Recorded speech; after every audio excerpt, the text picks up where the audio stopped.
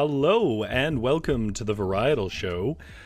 My name is Rory, and if you've never been here before, you're watching Varietal Literature's YouTube channel, which is a cozy little corner of the internet for narrative. And what we're doing tonight is we're going to play a solo tabletop RPG. Certainly the first time we've tried to play it, nothing went wrong last time.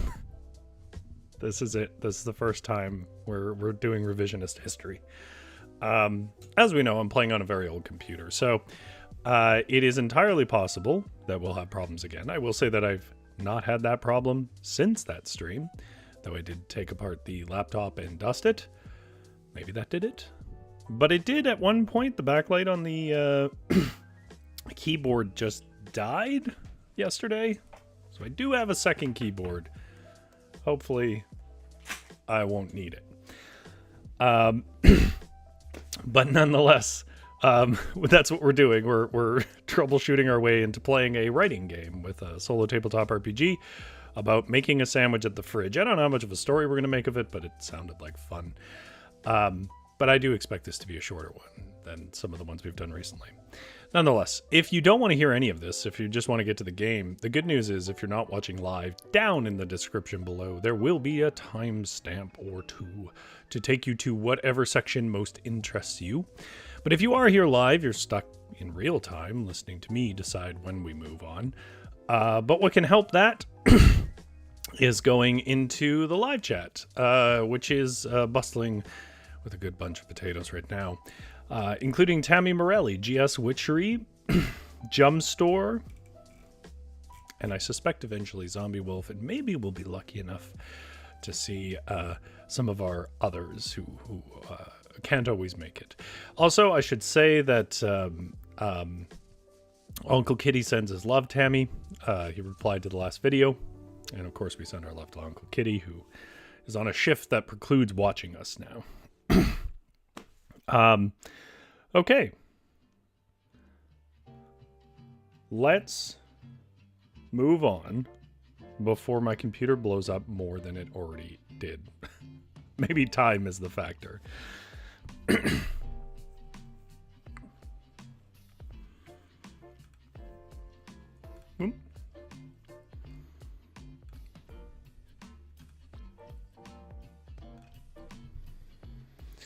This part of the show is called litgames, which stands for literature games. And the whole point of them is that name is to be a sort of umbrella catch-all term for a whole slew of games like lyric games, solo tabletop RPGs, and sometimes even simpler games than that are structured around the idea of creating a piece of writing of some sort. And in this case, we're playing a game that has that is what we would call a hack. For most of you, that probably you already know what that means, but if you don't know what that means, it means that they've taken a pre-existing game, their mechanics, and then they kind of change what they mean a bit. Like they change, it's like taking maybe mechanics for a fantasy game and then they hack it to make it like more sci-fi. In this case, what they've done is they've taken a game called Alone Among the Stars, which I think is a Takuma Okari game. Sorry if I've forgotten that name. I think that's their name.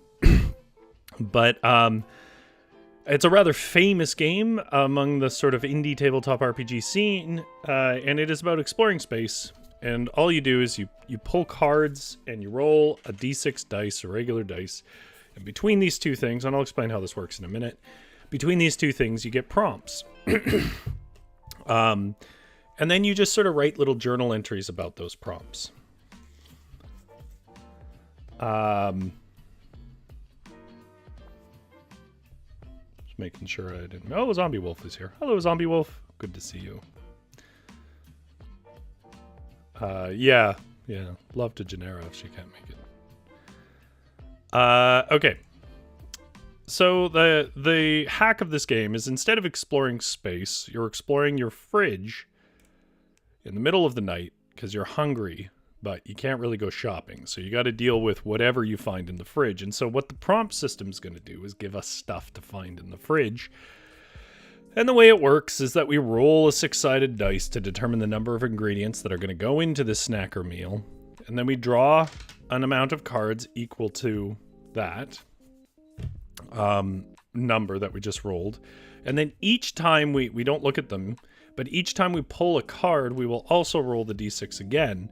And between the two of them, the card, its suit, its value, and the value on the dice, we get sort of a prompt. And with that prompt, we interpret what our ingredients are.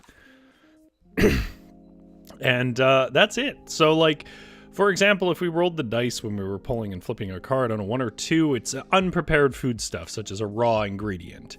On a 3 to 4, it was something that was not in the fridge, but rather something that doesn't need to be refrigerated. And on a 5 or a 6, it was leftovers, either from your own cooking or takeout. And then, you know, I won't blow this because we're going to find out some of these as we draw cards, but like diamonds, if we pulled a card that was like a 2 of diamonds, the diamonds would mean it's a protein like meat or beans, and the 2 would mean it was towards the back of the fridge, or towards the back of the cupboard if it wasn't in the fridge, or whatever else.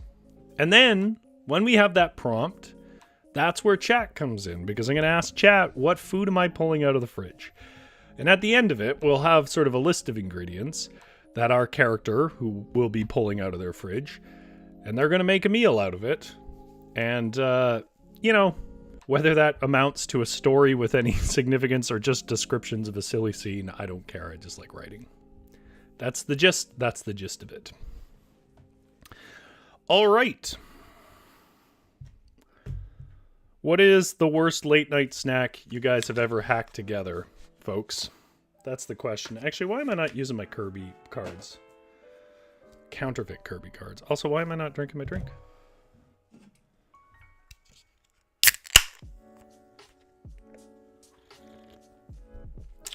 Zevia? You're not perfect either.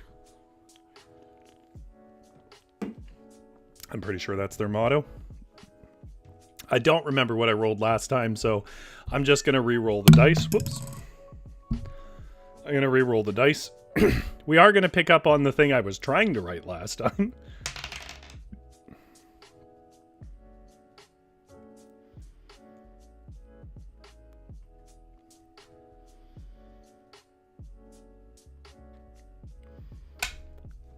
It's 3.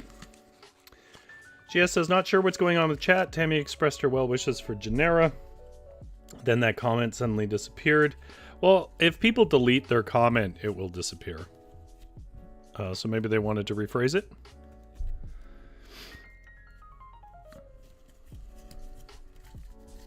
Okay, so we have 3 cards.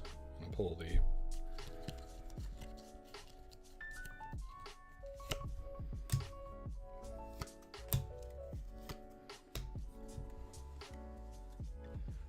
three cards out of it. Just seeing if there is something wrong with the chat. Okay. So I'll read you what we wrote last time before it all started to go mad. Just making sure it's not doing it.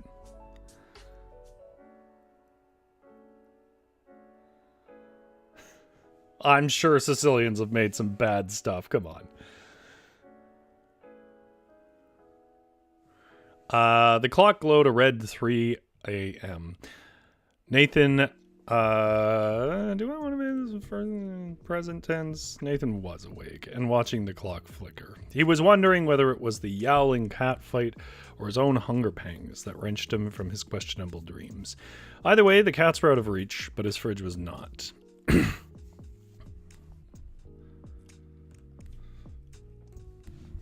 So, though he could not persuade the night to silence,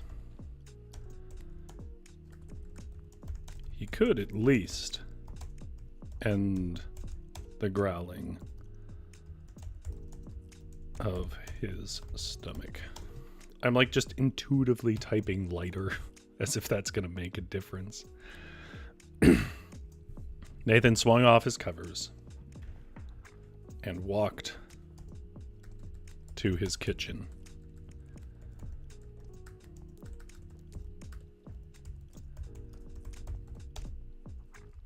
Tomorrow was grocery day. So he dreaded to see what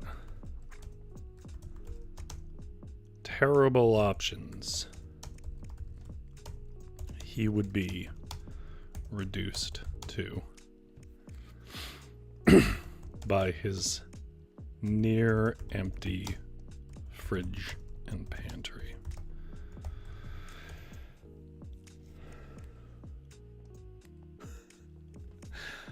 I mean, if you wanna make a thing out of like genetics, I guess, sure. But people are just people. It's not like everybody in Sicily can cook. Of course not.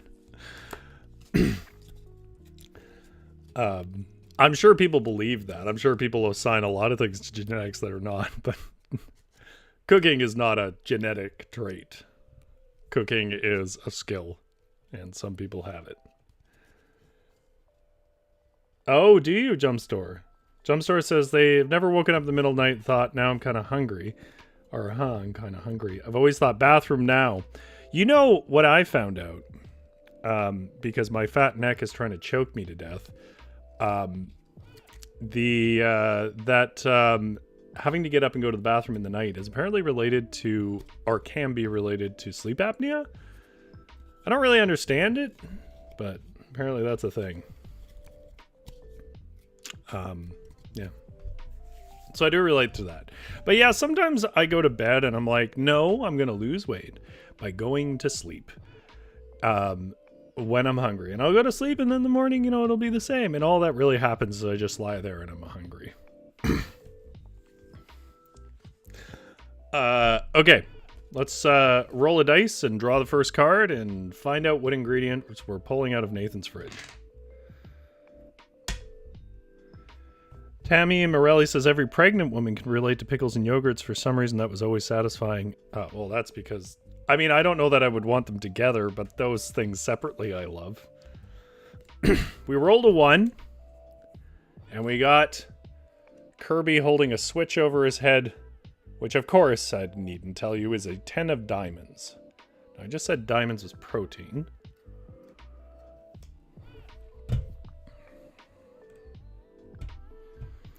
So we rolled a 1, so it is a raw ingredient. Okay, first parameter.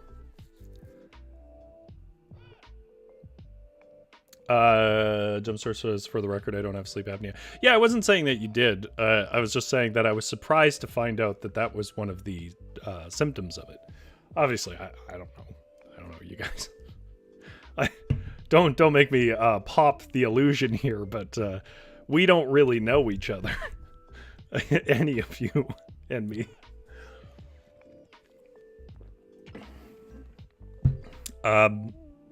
So yeah, that doesn't surprise me. I don't know. Anyways, the 10 of diamonds means that on a 1 on the dice means it's unprepared food stuff, a raw refrigerated ingredient. So it has to be something we keep in the fridge, and it has to be raw. It is a protein, a thing like meats and beans. So it has to be a protein, has to be raw ingredient, like a primary ingredient. It has to be something refrigerated. And then the 10 says it was something for another occasion. So I'm going to put all those prompts together, and then we're going to decide what he pulled open and sees in his fridge. What his first ingredient is. So, raw, refrigerated,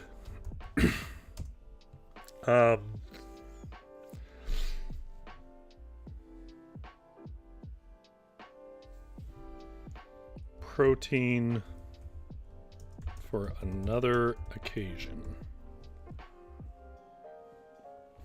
Jess says it was Rory's random trivia. Oh no. Oh no. I think I can get sued. Zombie Wolf's gonna come after me. So we need an ingredient, and then we need to know what the other occasion was.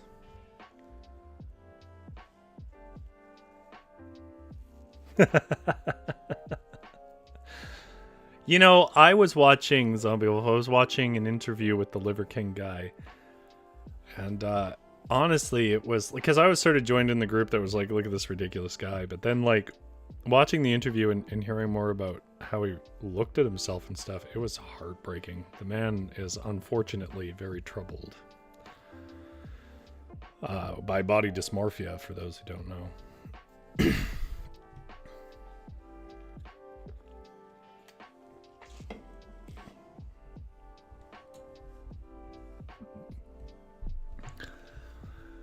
I guess I will do a bit of a description of him opening the fridge, as you folks decide what the raw refrigerated protein for another occasion he's gonna pick first is. JS says hummus and raw beans. I can't send cease and desist through the chat. Whew. I think you probably could. Would be reduced to by his near empty fridge and pantry. With a deep breath,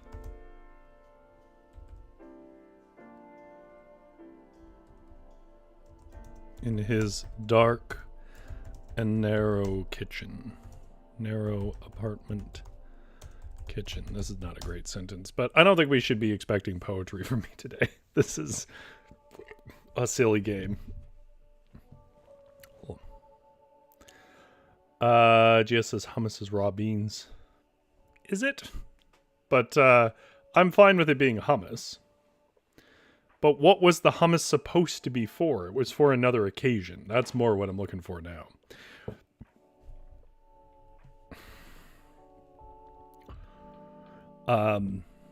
Nathan closed his eyes and pulled open the fridge. A blue light and a rush of cool air washed down to his feet. As if he expected to see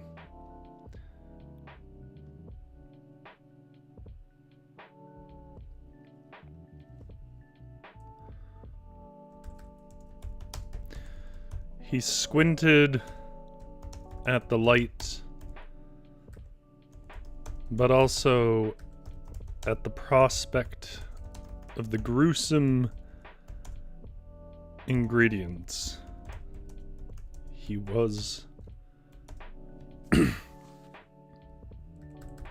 he would have to resort to. No, this is a terrible sentence. He squinted at the light. Let's just end that sentence.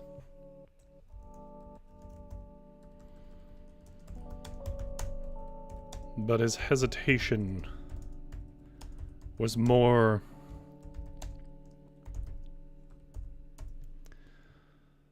for the gruesome discoveries his neglected fridge would foist upon him. How fuzzy is too fuzzy for a cheese? Is milk really expired?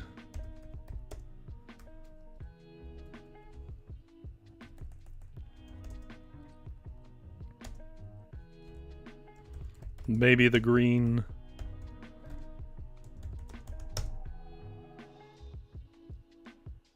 on the mortadella was fennel leaking its color.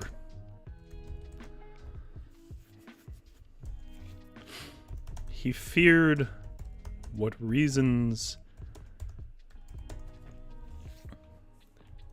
his hungry brain might contrive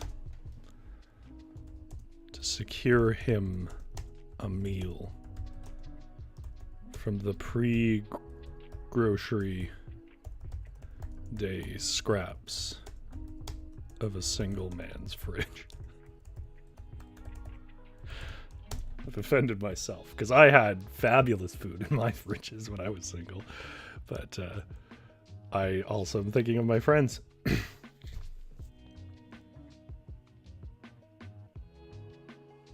Zombie Wolf says nope, too many words. Oh, are the too many words? Are the accusations that extensive? On September 12th, 2024, on 4 separate occasions, GS says the hummus was left over from a barbecue meetup of the old D&D crew. Okay, not left over, but for the upcoming barbecue. It was Nathan's contribution. How about...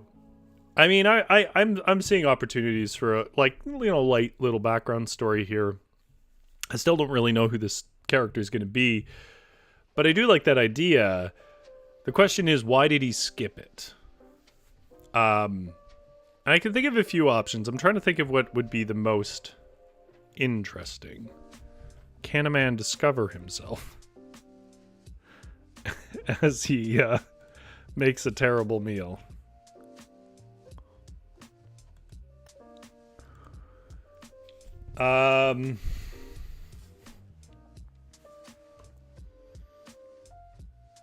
Yeah, but it doesn't need to be that exacting, GS. Yeah, the garbanzo beans are obviously cooked, but it doesn't matter. In the year of our Lord 2024, you used the phrase random trivia, but it was not followed by from Zombie Wolf. And for this, obviously, one must pay. Jess says, don't use my idea if there's something more fun. I don't know that the ideas are where the fun is. It's what we do with them. I wouldn't worry about it. I do like the idea of hummus because I feel like hummus is... I like hummus. Don't get me wrong. I'm not insulting anybody who likes hummus. I'm among you. But I feel like when you go to like an outing, bringing a bean dip is you admitting defeat. Like you're like, I don't have a recipe or the energy to make food for this, so here's a mashed bean. So I think it's perfect. Jumpstore says, lol, I love that voice choice, Rory.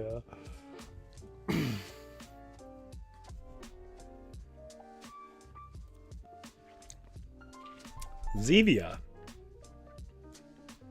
It's pop in a sense.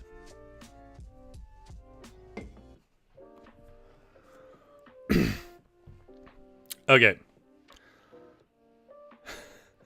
I stand accused. Did he skip it because his ex-girlfriend was there? Like maybe she's in the party, the D&D party?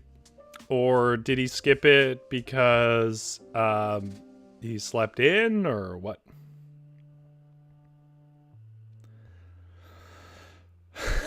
Jumpstore says, how fuzzy is too fuzzy for cheese? Reminds me of my grandpa. He always said cheese is just mold anyway, or just cut around it. It kind of depends on the cheese. Your grandpa's not fully wrong. But for the most part, most cheeses, it has to be pretty low moisture cheese to get away with that. Like I've seen that because it all depends on how far into the cheese it can permeate. Anyways, I think there's also this perception that because cheese sometimes has mold on it, intentionally, that it's fine for cheese to be moldy, but those are different molds, right? Like there are different types of molds, and there's molds that you cultivate specifically for cheese because it contributes to a flavor, but they're not the same as just general ass old mold. Like you can't just make things moldy and expect them to be blue cheese. All right.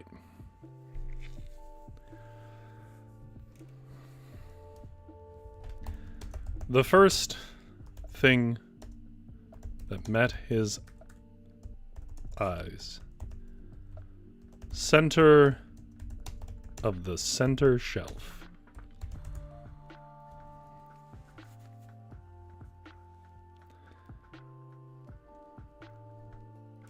Yeah, because like cheese with mold can be tasty, but you gotta have certain molds. Oh, Witchery, I forgot to ask, how are you doing this week? I saw that you were tired. Are you still insecure with regards to housing?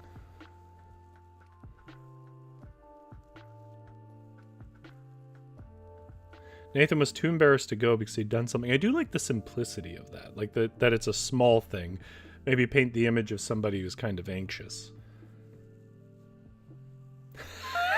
Tammy says the milk could always be cottage cheese. Another great example of like, yes, you can curdle cheeses on purpose, but what curdles it from age is not the same as what curdles cottage cheese. Garden variety mold has a sour taste. I'm sorry to hear that, Witchery.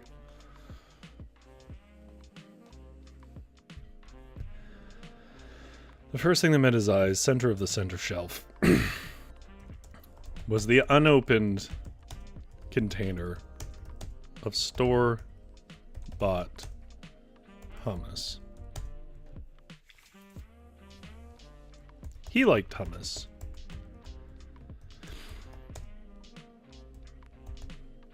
But he didn't even want to acknowledge it. Because it was meant...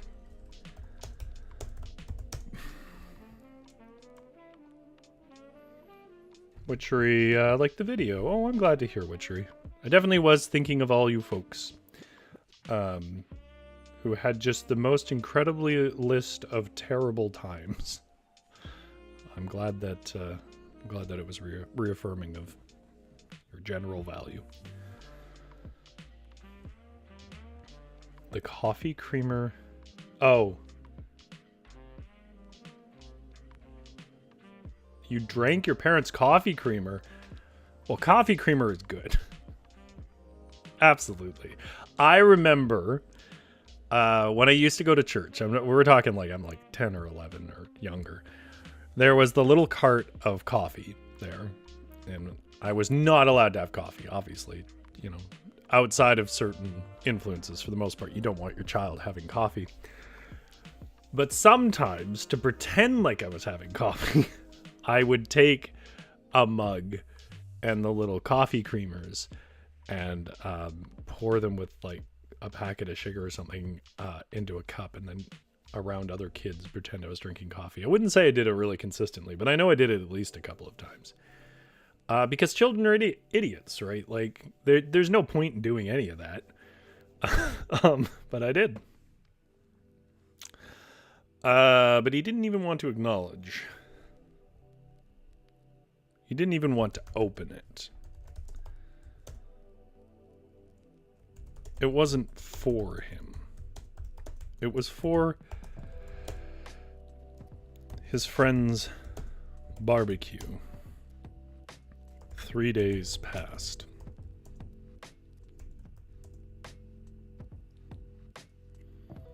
He had bought it, confirmed that he was coming, and then, for reasons he couldn't articulate to himself, least of all anyone else,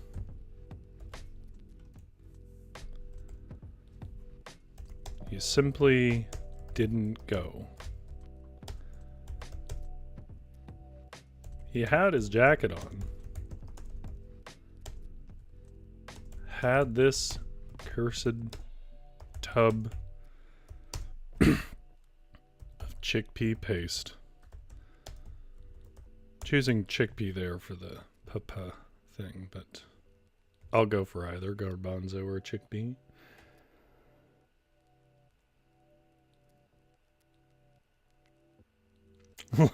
Gia says, Rory, everyone was surely fooled. I'm sure if the adults understood what I was doing, or saw me doing it, they probably wouldn't want me doing it anyways because of wasting it. Yeah, Jump Story, actually, I kind of agree with you. I think mold tastes sandy and dry. I will say this. This is not an endorsement for you to go out and eat moldy food. But I will say, on the whole, mold is not really a problem on a health level when you're eating it. On the whole. At least as far as I understand it. It's gross for flavor, and it indicates things about the food you're going to eat that might be bad. But the mold itself is rarely much of a problem. There are molds that can be a problem, so it's not worth the risk. But, yeah. Whereas, like, if you see green on meat, that is indicative of a much more serious problem, right? That's a breakdown that produces toxins your bodies are not going to deal with.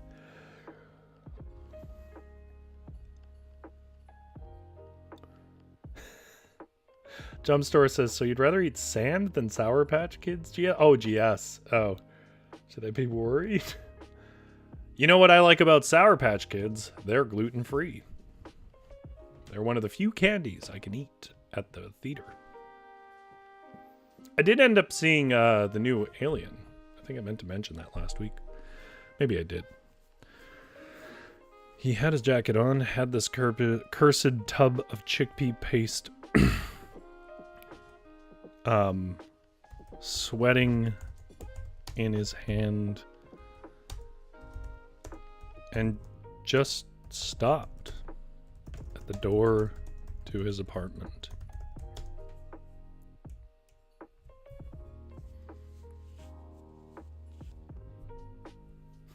Just says no medical advice allowed on YouTube. It's not medical advice. I'm not saying that it's going to cure you. I'm just saying some things are more gross than they are toxic.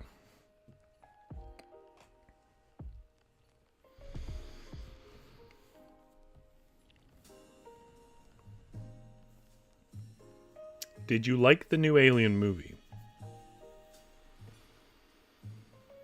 I guess overall, yes. I feel like it had this potential and it never really lived up to it, though. Like, without going too much off on a tangent, Alien movies, obviously, like most of that kind of medium, are sort of about a conceit, a stressful idea or whatever. You're trapped in a house with this guy who you can't always see, or something like that. Whatever the conceit of a particular tense moment in a thriller or horror show is. And the trouble with the Alien Romulus movie was it had a new conceit like every 5 minutes. So it'd be like, in this section, they can hear you, but they can't see you. And you'd be like, oh, that sounds tense. And then there would be like a sort of a setup where like something else was happening where sound had to happen. And you're like, oh my God, what's going to happen? But it would only be like 3 minutes or less. Like there'd be no chance for like the tension to build or whatever. And then all of a sudden it'd be like, okay, we got to run. And then you'd be out of that area and into the next conceit. And the thing is some of the conceits were really cool, but they never really got very realized. Like early on in the movie, they introduced this idea that when the ships are not full powered, for something about the artificial gravity system needs to cycle. So every like 2 minutes or a minute, it turns the gravity on for 10 or 15 seconds and then turns it off. And like, even though you can't see where it might be used, you feel like that's going to be a cool thing. So they introduced that first half hour as a concept before you've even met any aliens or anything. And it doesn't ever come up until the very end. And where they use it just is not that interesting, to be completely honest. When it's such an interesting concept. Like you could have trying to get away and they being aliens much better in zero gravity and like almost getting away and floating. Like there's all these ways that it could be interesting and then it just doesn't use it. So what it felt like was a bunch of concepts that didn't really get played out. And what I really missed about Ridley's Aliens is that he really lets tension breathe and build. And I think it could have been a little bit longer and a little bit stretched out. So that's my long form review.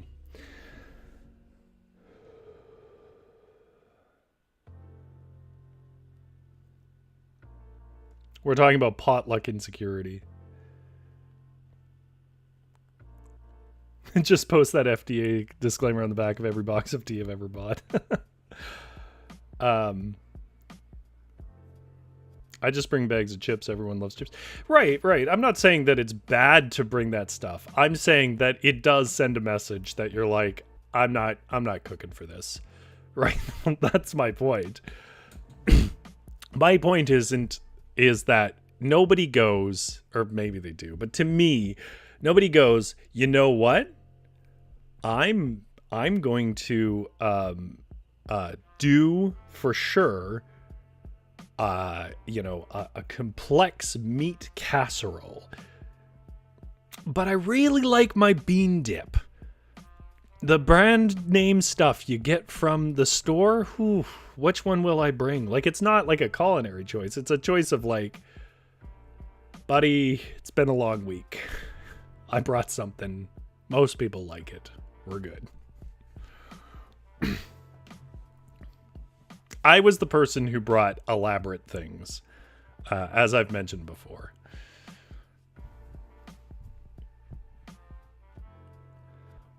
Why does it not like the word apartment? That's a really good question, because it's not telling me anything. I don't know. All right. And just stopped at the door.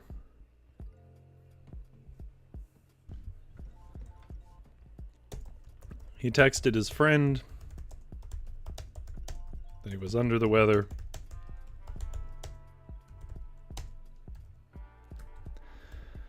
And this pot of hummus had sat on this shelf since that day.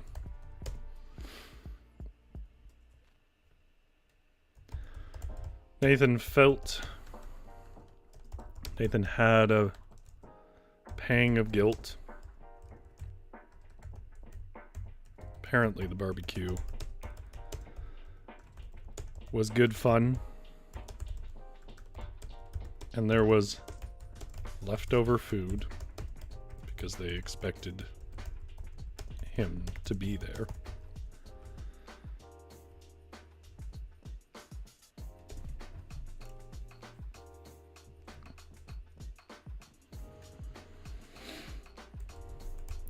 Which only made him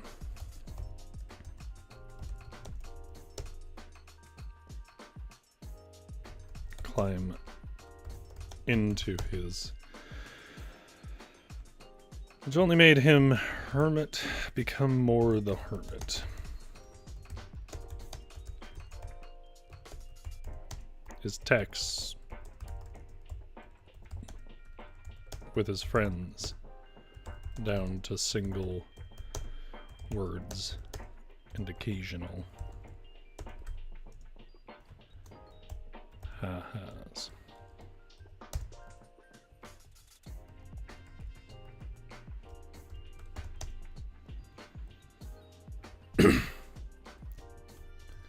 Still,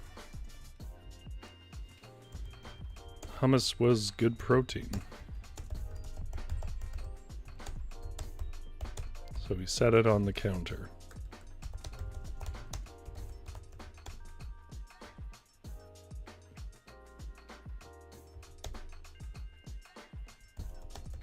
It wasn't a meal, though.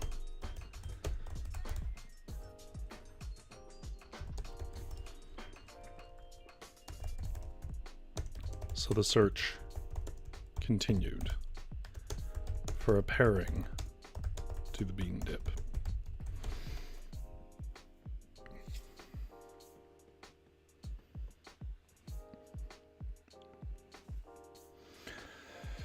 Zombie Wolf says, I only put effort in if I care to be there. If I'm forced to go, I don't bother to make something since it wouldn't be made with love anyways, and that's the necessary ingredient in any proper dish. I guess I have like a weird like church of food thing where like food should always be a certain way. I don't know. Not like in preparation. Like you know, if you're going somewhere, There's a certain amount of generosity that needs to be entailed in the food. It needs to, be satiating. It needs to meet some sort of nutritional need that likely isn't met, like protein or whatever. I don't know why. I don't really have an explanation. Okay. Let's find out our next ingredient.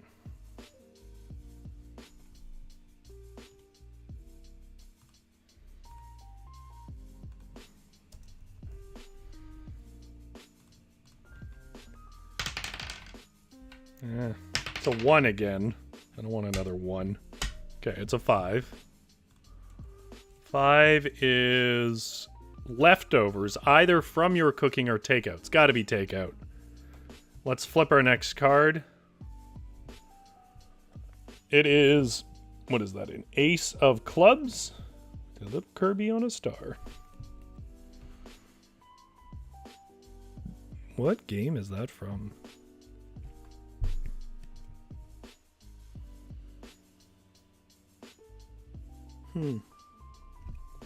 Anyone know Kirby well enough to know what game this art is from? He's on something that almost looks like a sword, but it's not.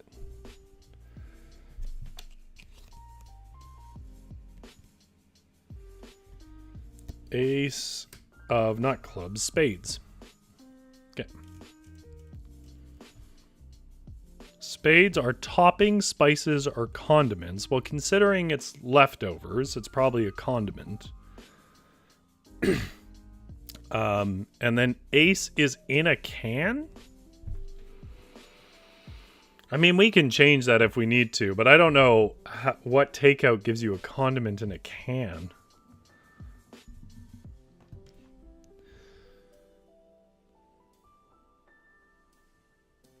Jumpstore says, it's funny you say that, Zombie, because for the longest time I couldn't make proper buttermilk biscuits despite following the recipe exactly. And then one day I said, screw it, and slapped together everything and it worked. You might have been overhandling them or something. And then by being a little more brief with them, you make sure not too much gluten comes out and butter melts. Maybe that helped. The best forms of buttermilk biscuits do involve actually slapping that dough. GS says, someone taught me if you're going to do something you don't want to do it graciously or don't bother going. That is my motto as well. Ooh, hot peppers in a can. That's a thought. Okay, let me change this. Take out leftovers. Condiment or other topping / seasoning in a can.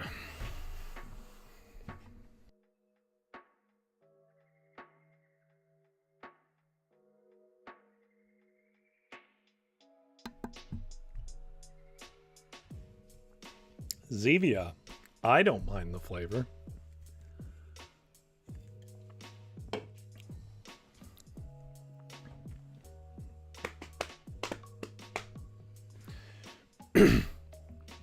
So we got a recommendation for hot peppers in a can. I'm assuming pickled. Is there anything else, you guys? Our hummus is our ingredient so far. It doesn't... In fact, ideally, it doesn't really go.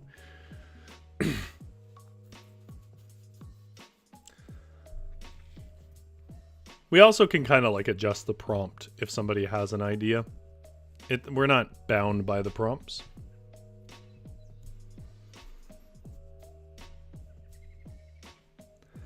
GS says, there's always a person who brings a package of Oreos. You know, I think I've mentioned this before, but there are gluten-free Oreos. And I kind of think they're better than regular Oreos. Which is not as surprising as you might think, because Oreos are basically a short crust around icing. And short crusts, gluten is like the enemy. And you want it to not be very glutinous. So the fact that they crumble better and break up in a crisper way is nice. Zombie Wolf says, Zevia, I don't mind the flavors. A great honest pitch for that product. Yeah, I mean, they're not terrible, and I appreciate having them. The big thing is they're gluten-free, and unfortunately, it's become increasingly gray what pops are not gluten-free. You might think, how the hell does a pop have gluten in it? And I could explain it, but all you need to know is just gluten's in everything. Ooh, nacho cheese. Ooh, sauce. Yeah, that's good. Because it almost works. And that's what I like about it. Because I feel like hot peppers just works. You can put hot peppers chopped up in hummus. I think you can even buy them that way. But cheese sauce in like one of those little containers is like, well, maybe it'll go. Like I can see the case as to why a hungry person might go for it. That's a great suggestion. Good job, Tammy. Yeah, well, that's the thing, Jump Story. They kind of, well, I wouldn't say they absorb the milk better, but they break up quicker, so they do get soft from it. One thing I will say is that wheat's a lot more, what's the word for it, hydrophilic than other grains, which is one of the struggles when you're trying to do baking. You have to really saturate dough for gluten-free baking to the point where it's almost like a thick pancake batter to make the bread. Just because it doesn't hang on to moisture. All right. That terrible, like, queso. Okay, so then I'm not going to say it's a can. I'm going to say it's one of those little plastic containers that you get on the side of, like, I don't know, some sort of Mexican rice or something.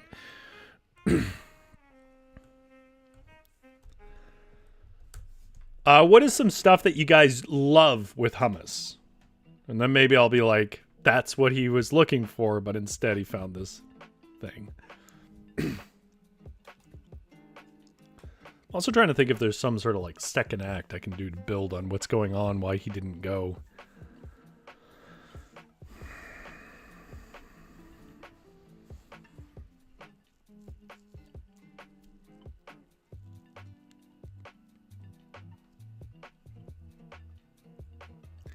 A humectant? Is that really the name for it? Yeah, I mean, I guess here's what I'll say. The texture problem with gluten-free bread has been worked out a few different ways. There's some breads that have nearly indiscernible textures. But what can't be really adjusted for, I've found, is that most grains are pretty bland compared to wheat. And I think if you eat wheat a lot, you may not think that's true.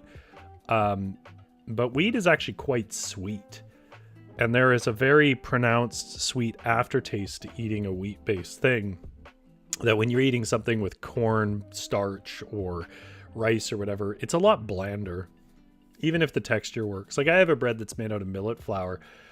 And millet is, you know, a robust ingredient, but it's bland compared to wheat.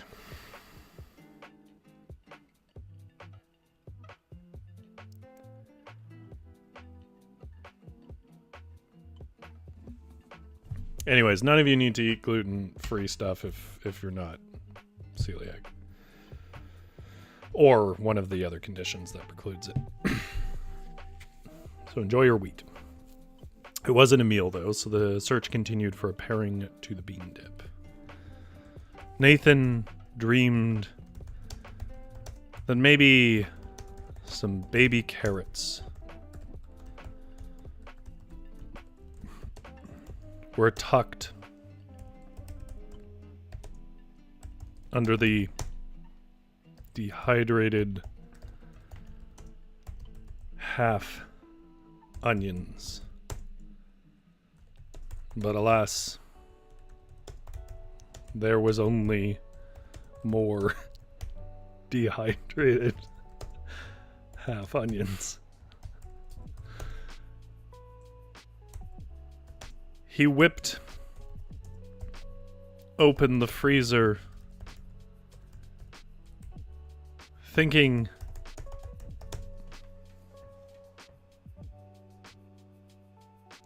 Jess says, it's the wheat aftertaste that I dislike in bread. I mean, I wouldn't say it's just the aftertaste. There is just a sort of maltiness to wheat that that just isn't in any other combination of grains. The closest I've seen get to it is like sorghum, but you know, at the end of the day, the thing about being a celiac is at the end of the day, you just don't eat grains as much for two reasons. One is that it's not as good as wheat stuff. But the second reason is it's bloody expensive because wheat is subsidized and everything else isn't. All the other grains. To make you can make a loaf of pretty passable bread. I'm not saying great, but passable bread where people won't even really know it's gluten-free. But it costs like $13 a loaf to make by hand. You know, like it's just not worth it. Like grains become a treat.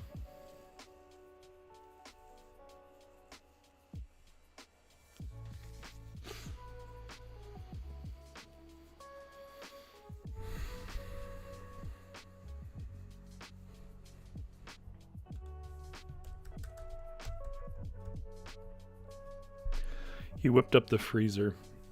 He whipped open the freezer, thinking that perhaps that stack of frozen pitas from 2 summers ago were still there.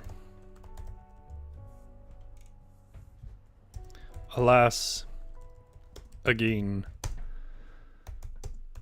he was ruined. He found only disappointment.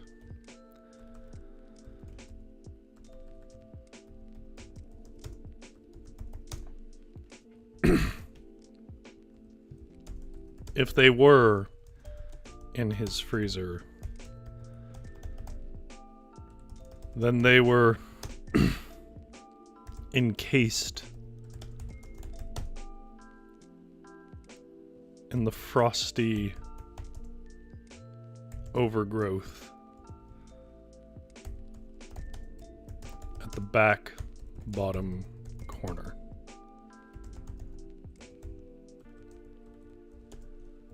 He wasn't getting through that ice chunk without a pick.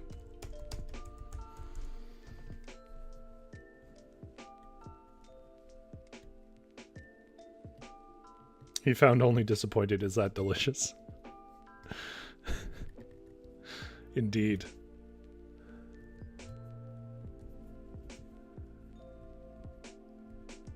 Sorry, I got some dead skin on a knuckle.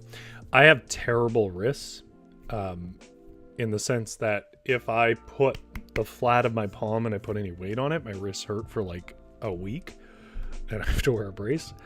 I don't know why. I've always been that way. It's not like an injury or something. It's just the way my wrists are. So when I do push-ups and stuff, I have to do them on my knuckles. And the consequence of that is that my knuckles get very dry.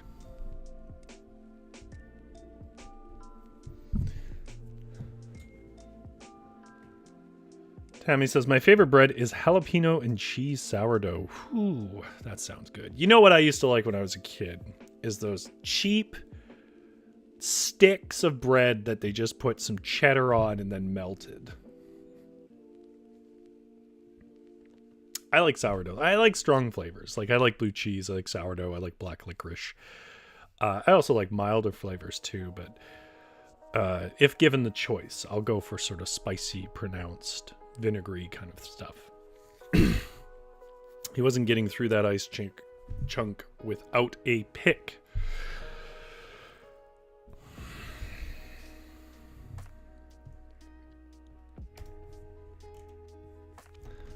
With a reluctant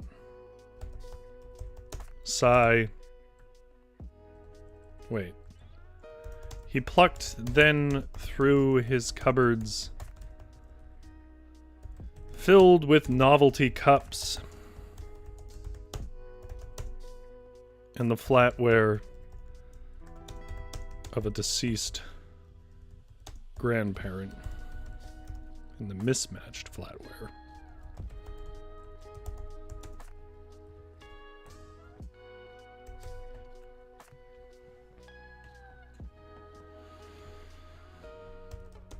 but found no forgotten bread. Once again, he would not find what he really wanted. Instead, he wandered back to his fridge for another look and found himself examining a small, clear plastic cup of queso. So cheap.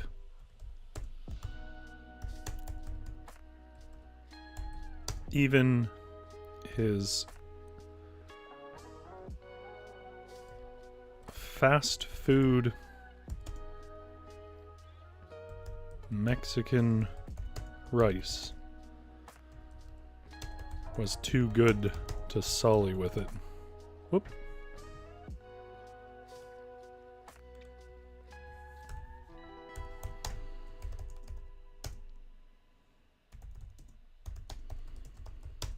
But now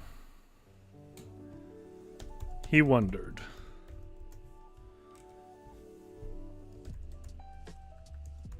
Could queso get along with hummus? Maybe. This would prove a brilliant inspiration. The sharp acid of a fresh lemon, the pungent flavor of fake jalapeno, the cloying oil, the cloying vibrant yellow fat mixed with the soft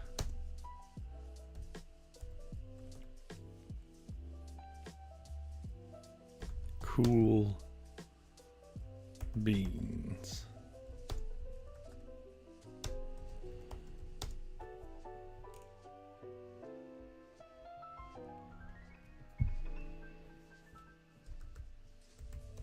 Could this be inspiration from desperation?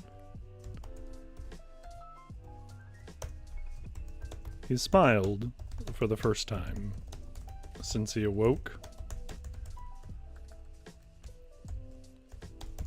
He was optimistic now that he would become brilliant. Maybe this was fate telling him that he didn't need to go to that party, because if he did, he would never have discovered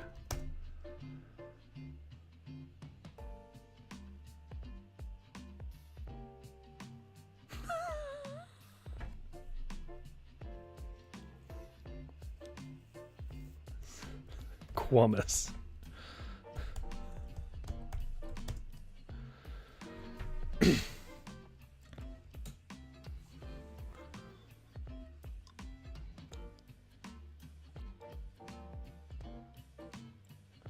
Zombie Wolf says buffalo mozzarella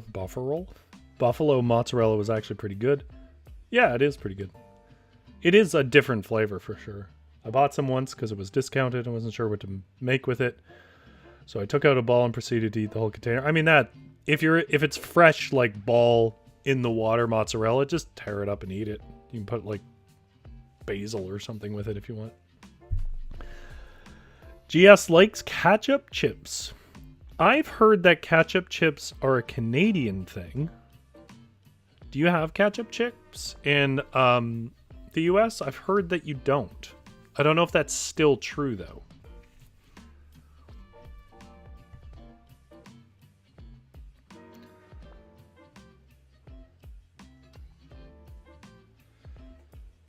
I mean, anything can go together if you do it right. I mean, that's what a lot of modernist cooking was playing around with.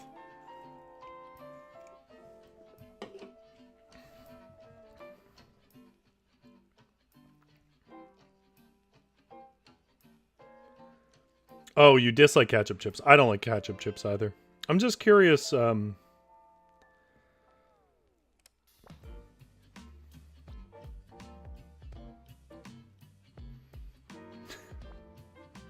dipped Oreos in hummus and thought it was good. I guess it depends on the hummus. Like, if it's really a kind of mild hummus where it's mostly just creamy, I could see that sort of working. I don't see myself liking it, but I could see it working.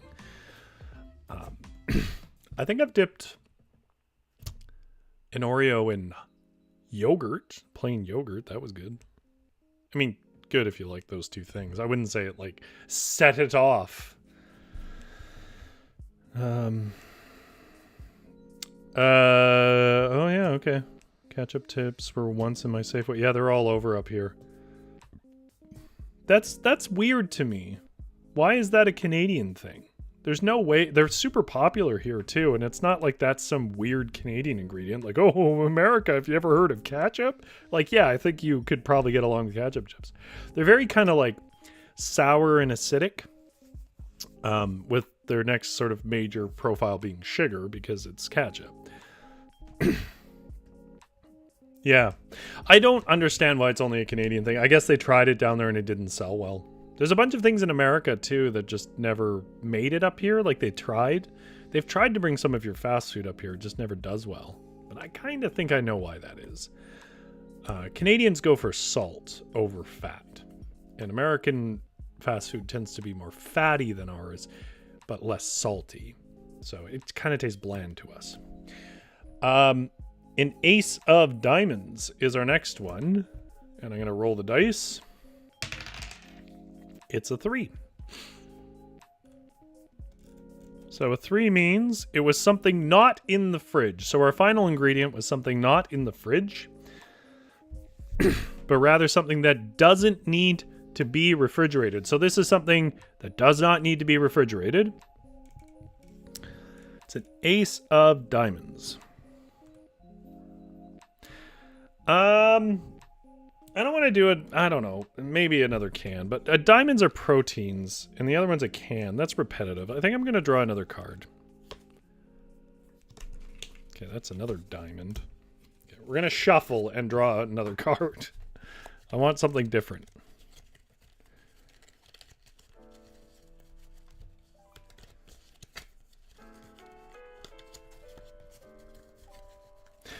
You know, I forget this too. Nanaimo bars were invented here in Nanaimo, which is just north of Victoria on Vancouver Island. Just north. It's like 2 hours north. Are Nanaimo bars a thing that made it down to the States? Because they're great. It's another diamond. No diamonds. There we go. Jack of clubs. I don't think we've done clubs. We haven't. A jack of clubs. So clubs are things, vegetables and fruits that don't need to be refrigerated. That's a little trickier. And the jack means it is something someone else gave you. Oh, well, that's good for story stuff.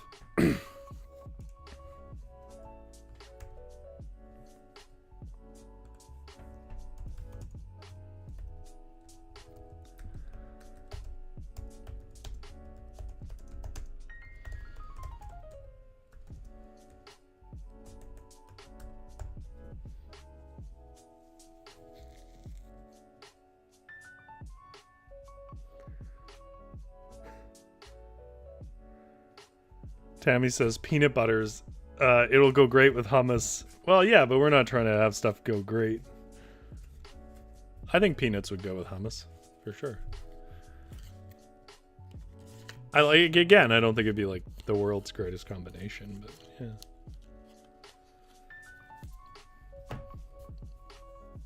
Okay, so it's a fruit or a vegetable.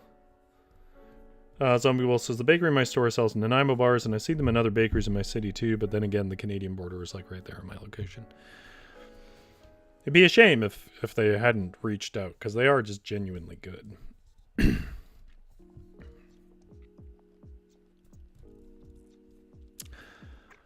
Not refrigerated.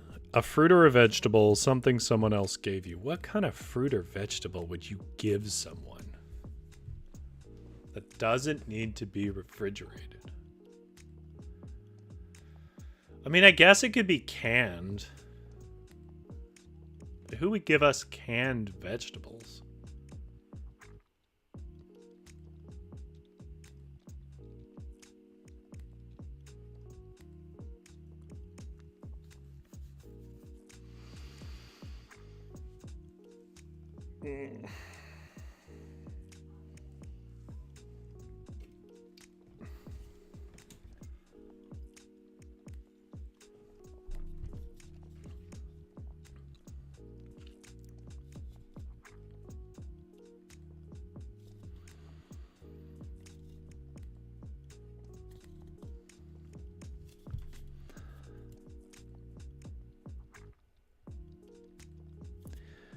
I will say this tastes a bit like the way I imagine antifreeze tastes. By the way, don't eat antifreeze. It'll kill you.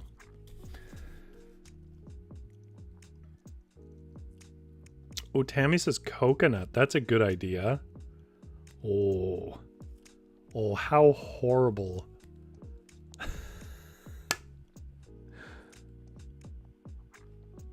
Every American friend I've had that's been to Canada won't shut up about poutine. Like, they swear by it. Poutine is pretty good. But it is... How do I put this? It is a kind of, like, decadent thing. So, it depends on what you like. It's also not just cheese fries with gravy, which I think is sort of the perception, because that's a thing in the States. No, it's got to be curds, and it's got to be like a beef or a pork gravy. But I really like poutines. Unfortunately, lots of gravies have gluten, so I haven't been able to have one in a long time. Also, a lot of curds and stuff are kept from sticking together with stuff that can contain gluten. Ray says you're really the perfect salesman for Sevia. It's just like, it's almost it's almost a pop.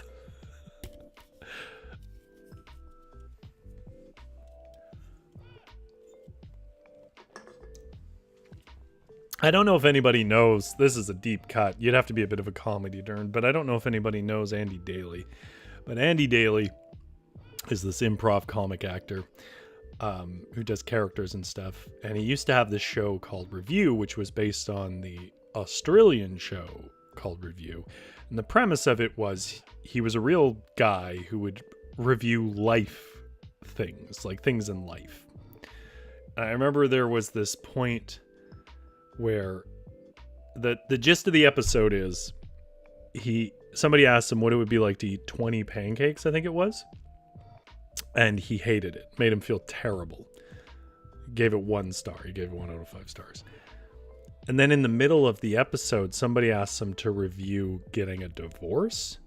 So he gets a divorce. That's sort of the gist of the show, is that he'll just sort of review everything, even if it ruins his life. And his wife, after getting the divorce and reviewing it, his wife realizes she's much happier without him. In no small part because of his stupid review show. So he's alone at the end of the episode. And so the way they end the episode is he decides to review eating 40 pancakes.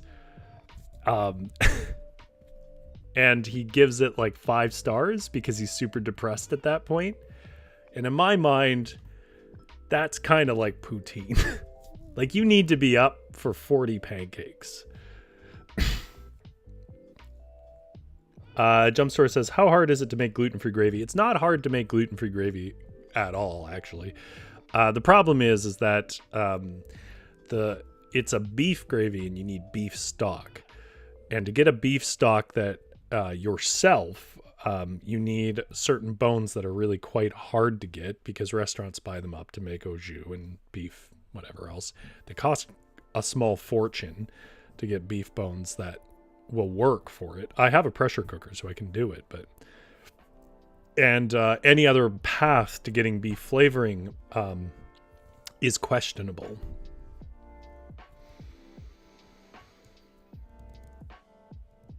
I mean, Zevia is not bad if you have some limitation where you can't, have sugar or whatever, and you're okay. I mean, the big thing is it's using stevia.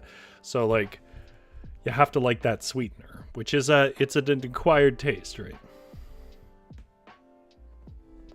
The other thing that's hard to get is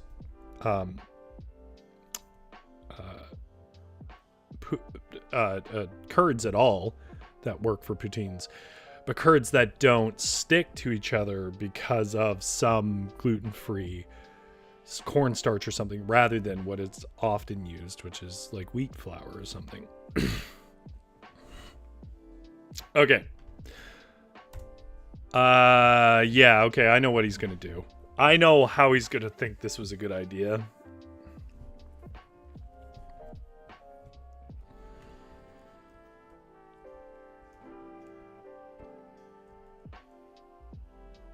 His spirit lifted. Nathan lifted by the potential of Quamus.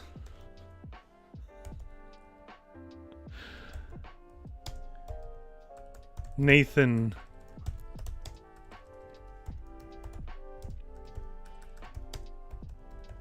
searched with renewed zeal.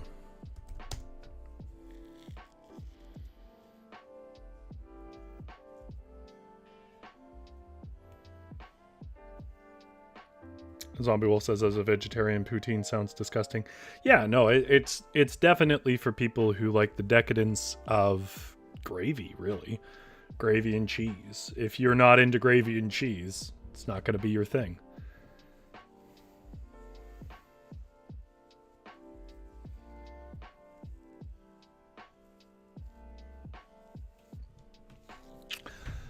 Well, I don't know, GS, if you're lucky, you might live in an area that has a lot of farms. And sometimes those farms have their own little dairies. And sometimes, because curds are relatively easy to make, in Canada, they're popular. Sometimes you can go to like a local cheesery and they'll have curds.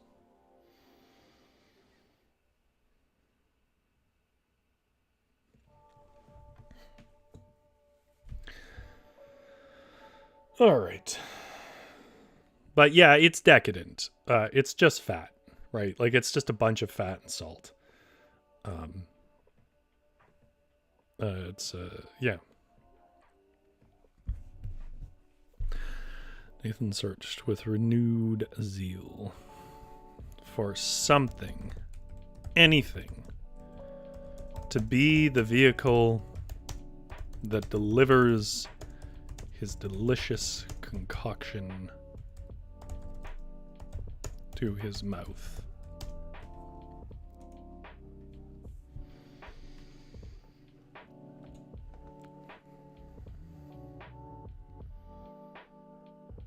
Zombie Wolf says, I love cheese, but you describing the gravy and the beef stock and the bones made me gag a little. Well, if you like vegetarian gravy, it would probably work with that as well. The big thing is it's got to be curds. And the reason why is because if it's regular cheese, it just sort of turns into melted cheese sauce in the gravy, and that isn't really what you're looking for. You're looking for something that sort of melts on the outside but has a chew in the middle. It's the curds that really matter here.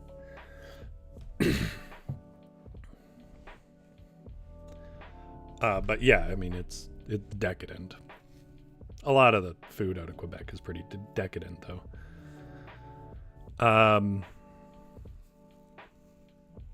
To be the vehicle that delivers his delicious concoction to his mouth. Stale Tostitos. Occurs to me, I don't think I know how to... Is that how they're spelled? The brand? Stale Tostitos. Maybe an abandoned bag of Dorito crumbs alongside the couch. Stale bread in the back of the bread box.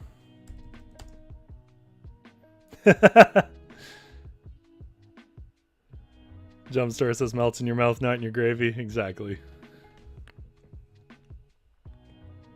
But no, he had none of these, since his typical supply had been destroyed in the week-long bout of stress eating that led up to the canceled barbecue.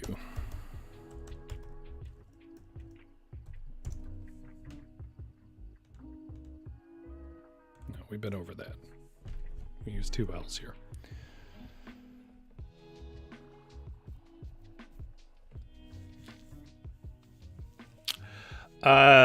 Vegetarian dishes, though, that I like, because I eat a lot of vegetarian food. One of my favorite things, which I think you'll appreciate, Zombie Wolf, because it's an Italian thing, though I don't believe it's Sicilian, but it is Italian, is a dish. It's sort of like a Buddha bowl, if you've ever heard of those, which is a California concept, but it has crispy chickpeas on it. So you cook the chickpeas and then you pan fry them with sort of salt and olive oil. Well, in my case, I use an oven, but you can use either. And they come out kind of crunchy. I really like that. I put that on like brown rice and sweet potatoes with a honey mustard dressing that I make. I think some avocado.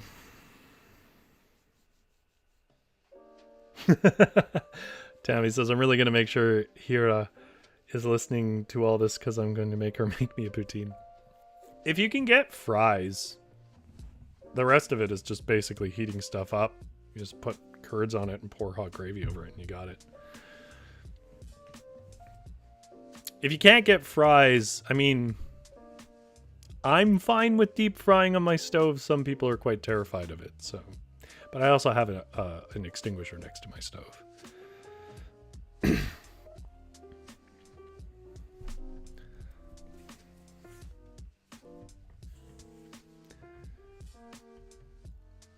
Zombie Wolf says, I've heard of a Buddha bowl. I order them all the time. Yeah, I don't know if I would call this one, like, strictly speaking, a Buddha bowl, but it's a similar concept.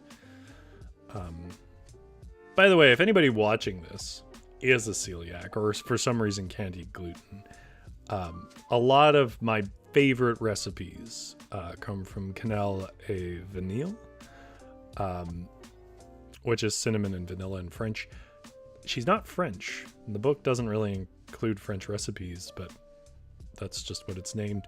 Anyways, it's I think she's actually Spanish. It's Aaron G something. I forget her last name. She ran a blog for a long time. Anyways, her ingredients are brilliant, but you kind of have to be a person who's into cooking to probably like them. They're not very simple per se to prepare.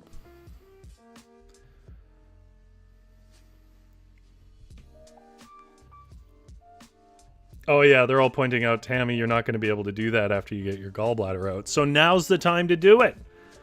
Stuff your face full of greasy fries. Between the shoulder and the gallbladder, you earned it. All that remained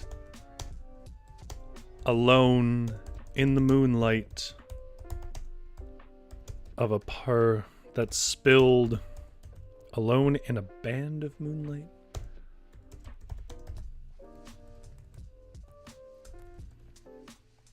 That spilled across the crowded... I'm just going to say narrow again. The narrow kitchen floor.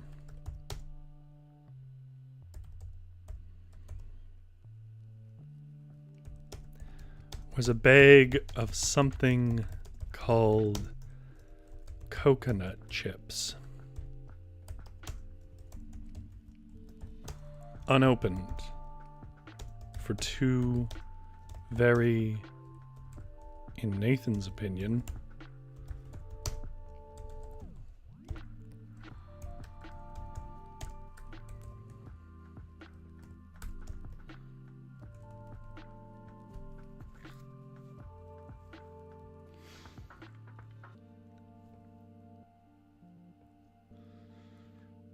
GS says galley kitchen, but I don't know what that means. I mean, I know those words individually, but I don't know what that means as a phrase. Sorry. Tammy says I have to stop all greasy, sugary, and fatty foods, but not yet, right? Like once you get it out, you do. But you can ride that last wave. So then you can look back on that memory like a high strand line where the tide finally broke and fell away. To misquote Hunter S. Thompson's rather famous speech. Narrow kitchen. Oh.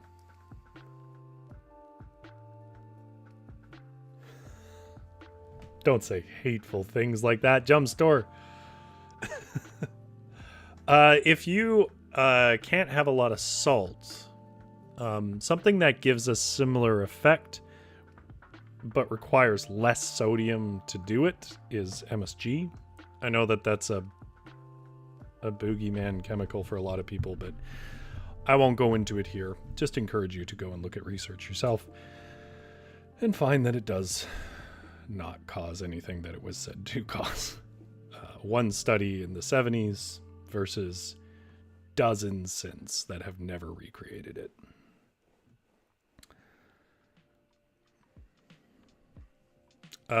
Unopened for two very, in Nathan's opinions, valid reasons.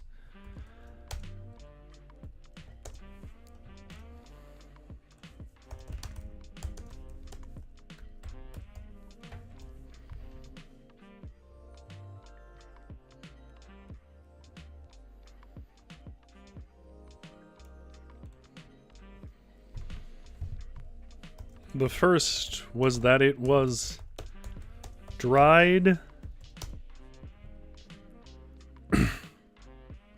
shavings of coconut pretending to be a chip. It had no reasonable application as a chip, and was the entirely wrong way to receive coconut. The second reason was that it was a gift given on his first and only date.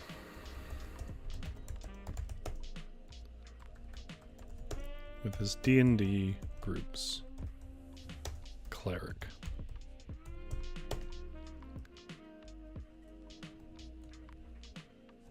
A date that ended with her smiling and affirming, "At least we tried it. Looking forward to the barbecue with you and the rest of our friends, of my friends."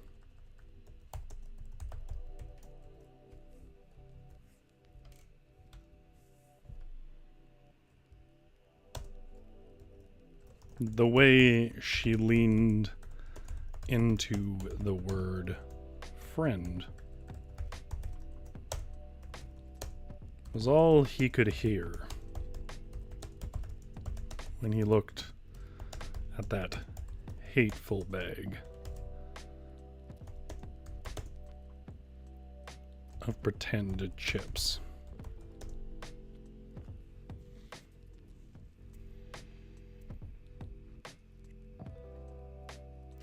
Zombie Wolf says, I have a cookbook with ancient Roman recipes, and I'm surprised how much the ancient Romans also loved fried foods. I was reading through it and thinking, is there anything in here not deep fried? Yeah. Yeah. I as I understand it, like, it was very much a like street vendor kind of culture where like the idea was you could like show up and get food pretty quick, honestly. So people would just sort of operate a big hot pot of oil, and it was easy to cook things pretty quick and decadent. I mean, most of European food is going to come from Rome, right? And that's not because Rome in particular was really special. It's because Rome conquered everything and claimed it as their own, right? So, yeah, you can track French, Spanish, obviously Italian, even English food back to Roman influences in various places that they made possible to transport things around and whatever. I think what's so interesting about the history of food is it's a really valid way of trying to get your head around the politics of different eras. The way she leaned into the word friend was all he could hear when he looked at that hateful bag of pretend chips. She had every right, of course. But it didn't change his certainty that they were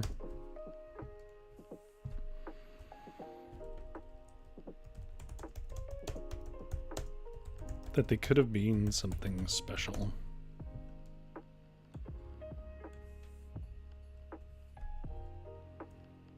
In that misery of a raw memory, a soft moment in the moonlit kitchen, the roar of his empty stomach startled him back to his senses.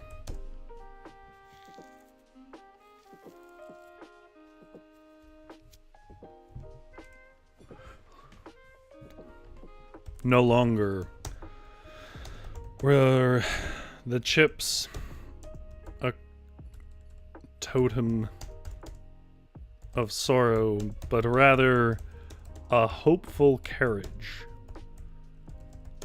for the surely excellent Quummus.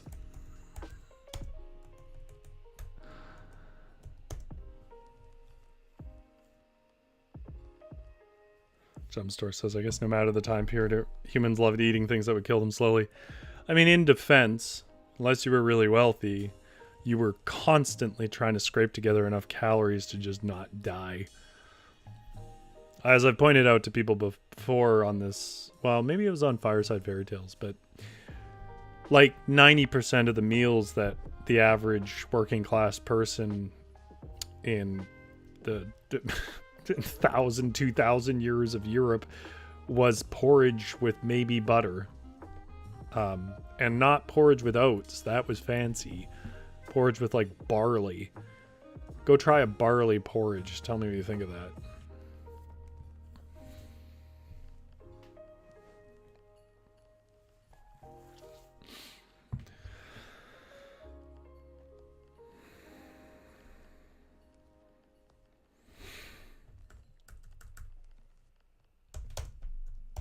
He tore open the bag, and his nose filled with the scent of sweet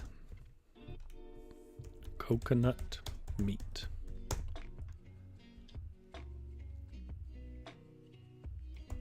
He plucked a chip from the bag and turned to the other counter. There lay the two sweating containers of puree. One safety orange, the other swarthy beans.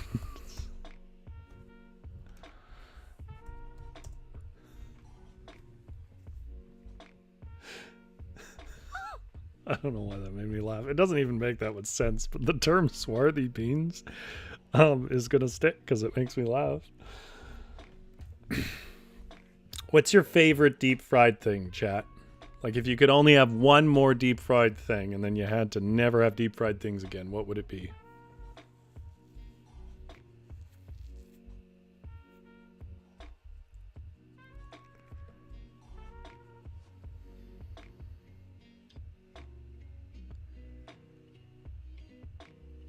Yeah. Yeah, absolutely. Grains were a big marker of your wealth, yeah. That was part of the reason, it's not the whole reason, but that's part of the reason when they were setting up the colonies, they were like, we got to grow wheat, because everybody who was going to the colonies saw themselves as a chance to become high society again, where they couldn't in their homelands. Despite the fact that, like, the people there were like, we don't need wheat. There's a lot of food here already.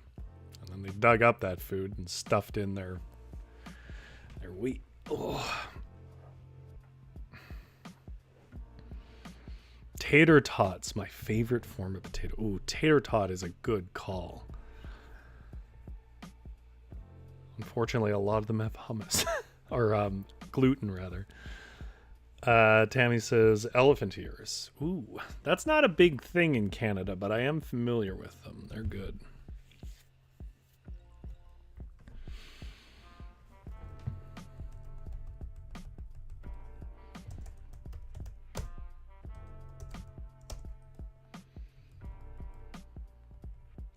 Definitely donuts. Is there a particular type of donut you like?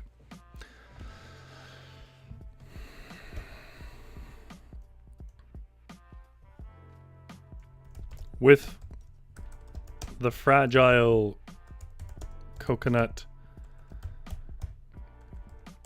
chip held between his forefinger and thumb, he began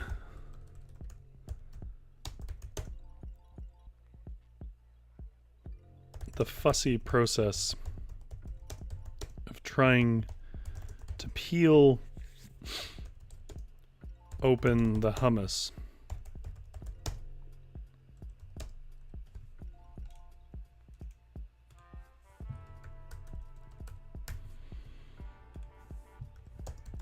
After grabbing a chip, he knew he had obviously done this out of order,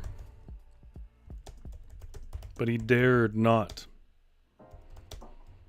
place the chip down on his counter, for it had not been wiped.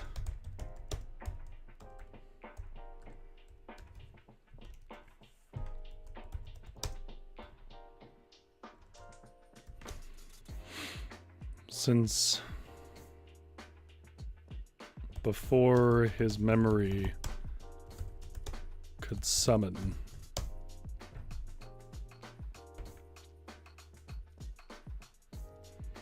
eventually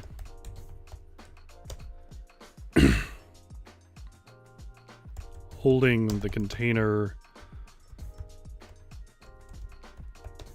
down with his wrist and peeling up the other hand,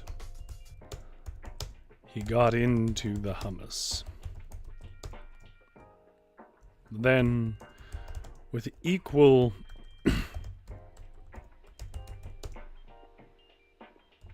problems,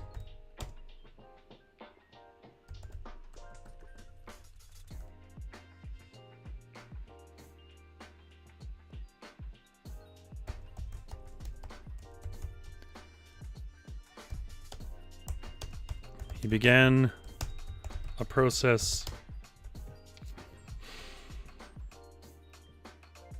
of pouring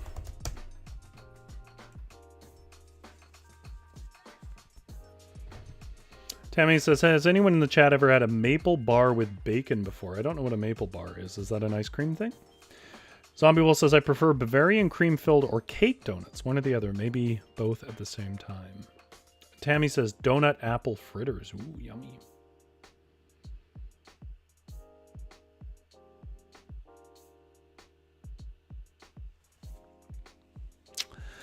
I can go either way, actually. Well, I mean, it doesn't matter. I can't have them now, but yeah. Then, with equal frustration, he began a process of pouring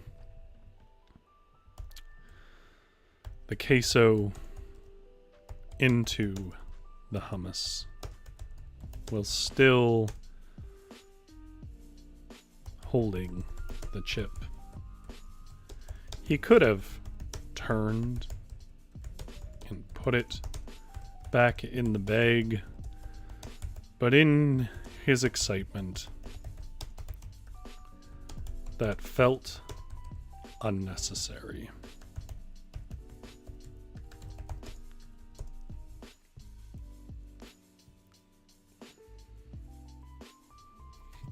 Ooh, churros. Yeah, churros are good.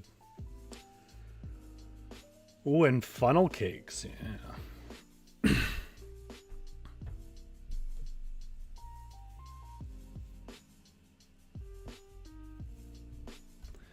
As the odor of the sweet chip, the savory dip, and the pungent spice of the sauce mingled in his nose, Nathan realized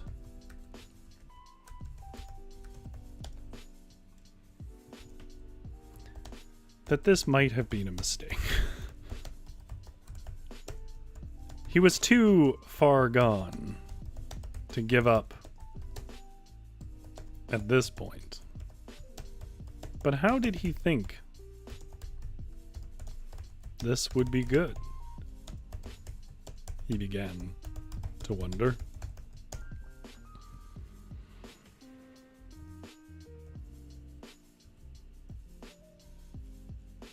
A thought that became only more pronounced as he bit into a cacophony of ill-matched flavors.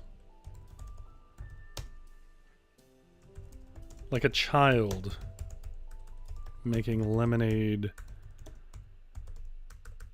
in a lonely kitchen. Wait, like an unsupervised child.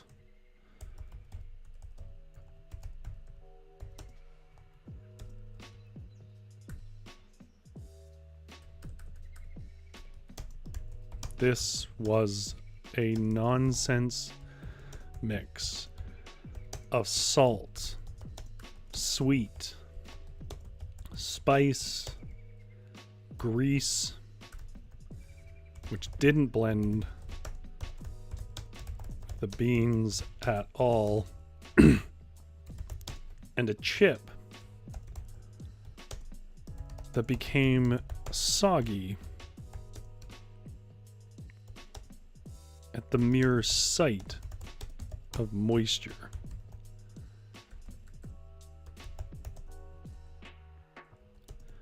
Not so soft, not so soggy, though, that it was an easy bite. It was as if he was eating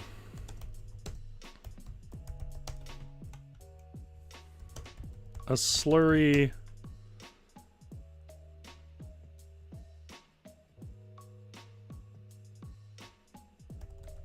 from the sink drain off a wet napkin.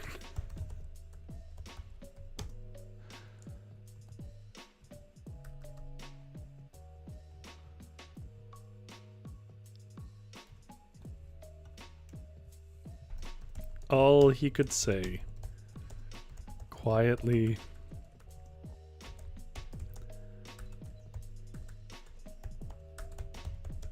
to himself in the apartment, was, well, at least I tried it.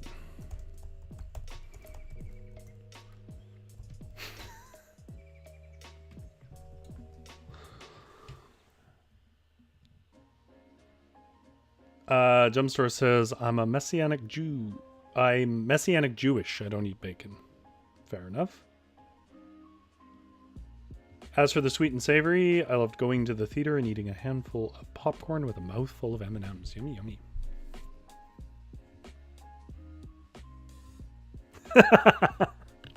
Zombie Wolf says, since Rory brought up children and lemonade, I saw these little kids at a lemonade stand outside a church parking lot, but the sign said lemon AIDS, AIDS. Somebody said maybe they should double check their spelling. Maybe it's a very clever way. You know how, maybe you don't know this, but it's a thing that, as a clickbait strategy to get people to click on your video, you misspell something because people are petty enough and it bothers them enough that they will click on a video just to come and comment that you spelled it wrong. And when somebody figured that out, they did that. So maybe that's what they're doing. They're using that tactic because they know that people will come over and tell them to change.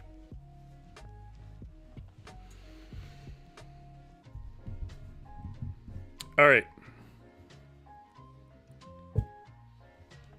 If you're coming to this part of the show, it's because you just want to know what we wrote. And what we wrote was for a Alone Among the Stars hack called Alone at the Fridge by Maxwell Brady, which you can get for free on itch.io. If I remembered to put it down in the pinned comment below, good for me. If I didn't, scream and yell at me in that way that the internet can. And I'll make sure to do it. Anyways, it is just a prompt system, and this one in particular is focused on ingredients you pull out of the fridge in the middle of the night to make a terrible meal because you're hungry, but you don't have enough stuff to make a real meal. And we sort of pulled a story out of it. See what you think of it. I wouldn't say it's winning any awards, but considering the props we were getting, I think it did okay. The clock glowed red at 3 a.m. Nathan was awake and watching that clock flicker. He was wondering whether it was the yowling cat fight or his own hunger pangs that wrenched him from his questionable dreams. Either way, the cats were out of reach, but his fridge was not. So, though he could not persuade the night to silence, he could at least end the growling of his stomach. Nathan swung off his covers and walked to his kitchen. Tomorrow was grocery day, so he dreaded to see what terrible options he would be reduced to by his near-empty fridge and pantry. With a deep breath in his dark and narrow apartment kitchen, Nathan closed his eyes and pulled open the fridge. A blue light and a rush of cool air washed down to his feet. He squinted at the light. His hesitation was more for the gruesome discoveries his neglected fridge might foist upon him than anything else. How fuzzy was too fuzzy for a cheese? Was the milk really expired? Maybe the green on the mortadella was just fennel leaking its color. He feared what reasons his hungry brain might contrive to scare him a meal from the pre-grocery day scraps of a single man's fridge. The first thing that met his eyes, center of the center shelf, was the unopened container of store-bought hummus. He liked hummus, but he didn't even want to open it. It wasn't really for him. It was for his friend's barbecue 3 days past. He had bought it, confirmed that he was coming, and then, for reasons he couldn't articulate to himself, least of all anyone else, he simply didn't go.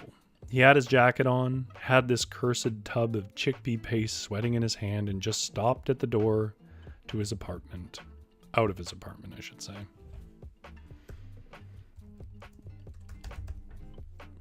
Then he texted his friends, said he was under the weather and this pot of hummus had then sat on the shelf in the fridge since that day.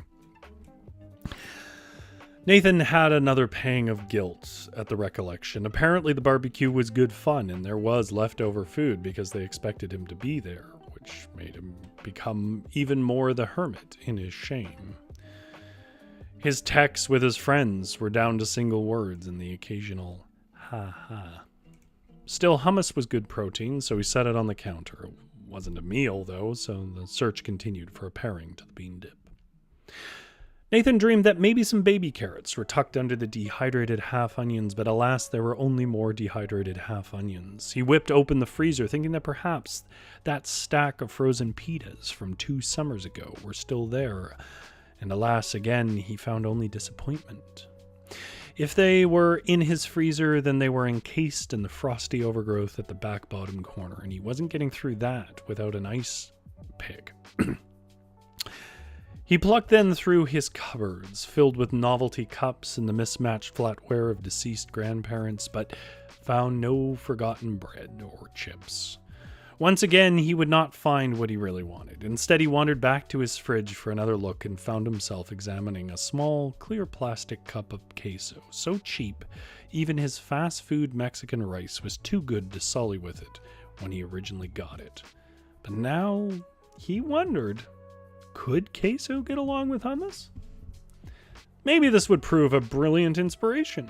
The sharp acid of a fresh lemon, the pungent flavor of the fake jalapeno, the cloying, vibrant yellow fat mixed with the soft, cool bean paste. Could this be inspiration from desperation? He smiled for the first time since he awoke. He was optimistic now that he would become brilliant there in the moonlight of his narrow kitchen. Maybe this was fate telling him that he didn't need to go to that party, because if he had, he would never have discovered hummus. His spirit, lifted by the potential of hummus, Nathan searched with renewed zeal for something, anything, to be the vehicle that delivers his delicious concoction to his mouth. Stale Tostitos, maybe an abandoned bag of Dorito crumbs alongside the couch, stale bread in the back of the bread box. But no, he had none of these, since his typical supply had been destroyed in the week-long bout of stress eating that led up to that cancelled barbecue.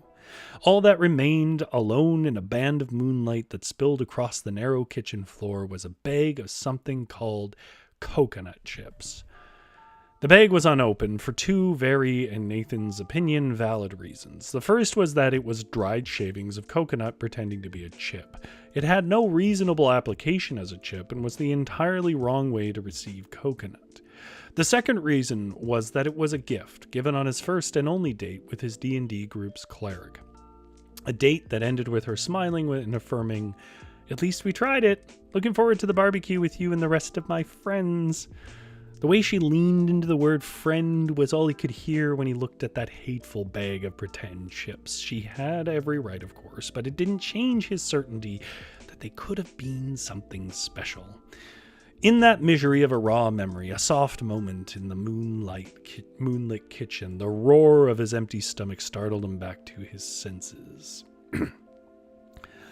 No longer were the chips a totem of sorrow, but rather a hopeful carriage for the surely excellent hummus.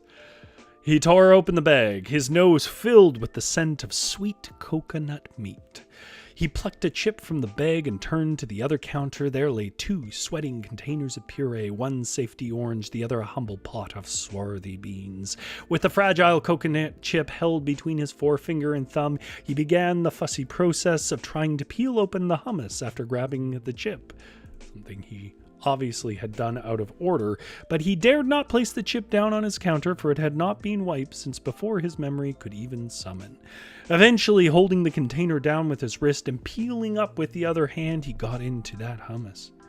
And then with equal frustration, he began a similar process of pouring the queso into the hummus while still holding the chip. He could have turned and put that chip back in the bag, but in his excitement, that felt unnecessary. As the odor of the sweet chip, the savory dip, and the pungent spice of the sauce mingled in his nose, Nathan realized that this might have been a mistake. He was too far gone to give up on the meal at this point, but how did he think this would be good, he began to wonder. A thought that became only more pronounced as he bit into a cacophony of ill-matched flavors, like an unsupervised child making lemonade. This was a nonsense mix of salt, sweet, spice, grease, which didn't blend with the beans at all, and a chip that became soggy at the mere sight of moisture. Not so soggy, though, that it was an easy bite. It was as if he was eating a slurry from the sink drain off a wet napkin. And all he could say quietly to himself in the apartment was, well, at least I tried it.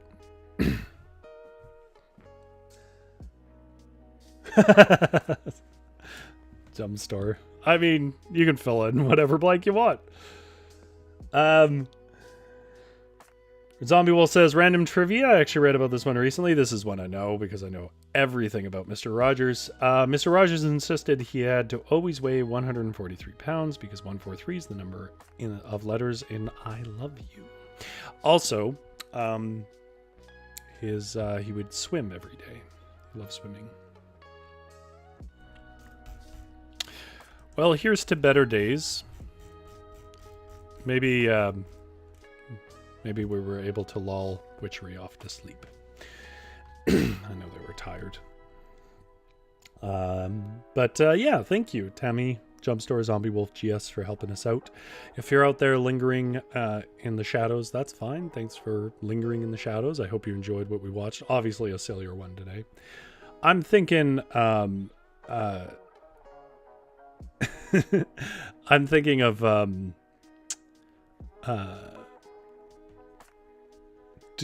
going back to Grimoire next week.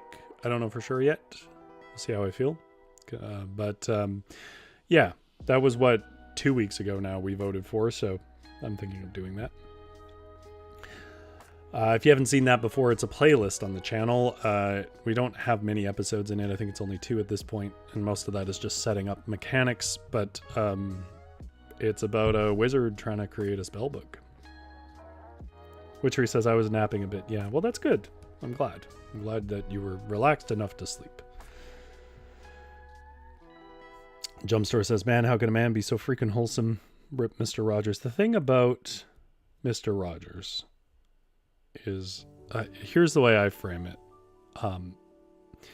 He was like the Albert Einstein of emotional intelligence. On top of being wholesome and whatever else, like these sort of charming things, the real talent was he wasn't exactly always wholesome, but he always knew what people needed to hear. And to see a really good example of that, you should look up, it's on YouTube, the speech he gave in, I think it's the late 60s, to one of Nixon's advisors or somebody who was not friendly, who was looking to pull a bunch of funding from PBS. And so he comes and he gives a speech. And the speech itself is very touching, but just pay attention to the way that he reads his audience, the guy he's talking to, and figures out so quickly, you know, what exactly is at the heart of that guy and how to touch it. And that's his real genius, because he was a genius of emotional intelligence. GS says, I love this. Thanks, Rory. To better times, witchery and speedy surgery for Tammy. Indeed. Actually, the reason why I'll play it for you. I think this is it playing. It is. The reason why I picked this song as my first song that I play when I come in for Varietal Show is because the piano sting reminds me of the intro to Mr. Rogers. I'll play it again. There's a fun fact.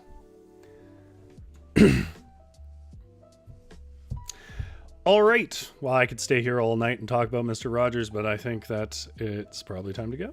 It's time to go feed Smudge, which I don't know if it was an autocorrect or not, but I found it very charming either way. That on the Dr. Seuss video that I did, I won't highlight who, somebody commented, we need more, and my cat's name is Smudge, but what was put there was Sponge. And the idea of a cat named Sponge is very funny to me. I might actually do that at some point.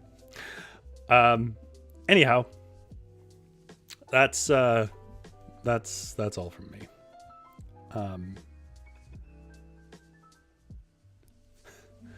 Oh, GS says I remembered to thumbs up the video. Yeah, if you liked it, like it. But you don't have to. Anyways, well, thank you very much. You guys don't have to go home, but you can't stay here. Get out of my shop.